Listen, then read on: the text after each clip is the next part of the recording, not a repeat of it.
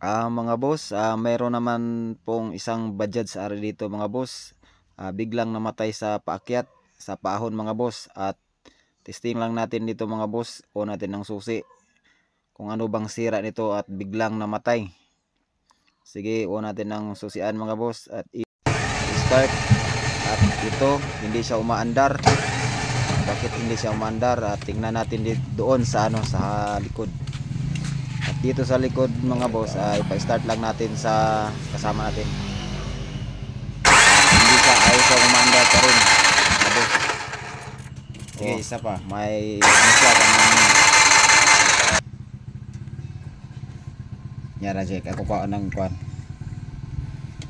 Tingnan natin dito sa spark plug.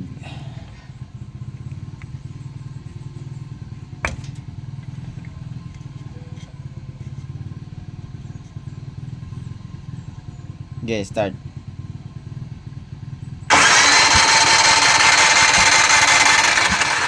Okay.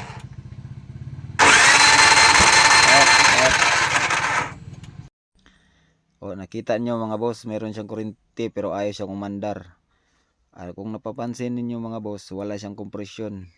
Ito na sitwasyon mga boss, ito ang subject for top overhaul kasi wala siyang kompresyon. Sa pagbaklas ito mga boss, tanggalin na natin itong mga cover, wind cooler, tambutso, ito lahat patanggalin para mahugot natin ng ito fast forward na lang natin para hindi na humaba ang video.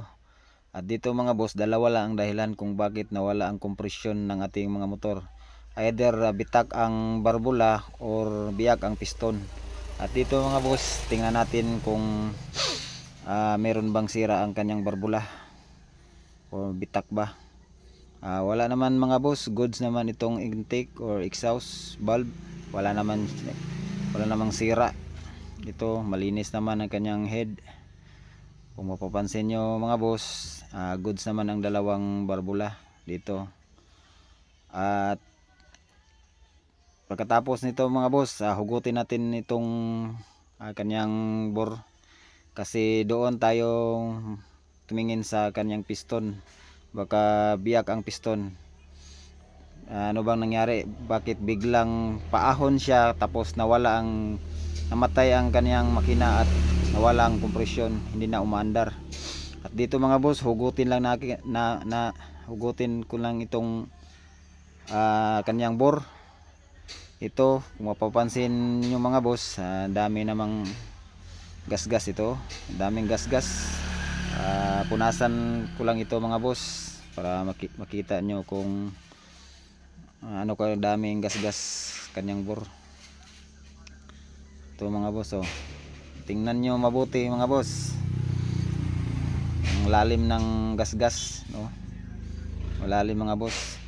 At ito ang dahilan mga boss. Ito pakita ko sa inyo mga boss. Ito ang kanyang piston, biak, wasak ang kanyang piston mga boss. Ilapit lang natin camera mga boss, tapos pailawan natin. Ito, kung makita nyo mga boss, wasak yung kanyang piston. Ito ang mangyayari sa inyong mga Bajaj RA pag hindi kayo nag change oil. Maitim na kasi ang oil dito mga boss, kaya ito hirap na ang makina. Sa mga may Bajaj RA dyan, mag change oil naman kayo para hindi kayo matulad nito mga boss. Malaking panggastos ito mga boss.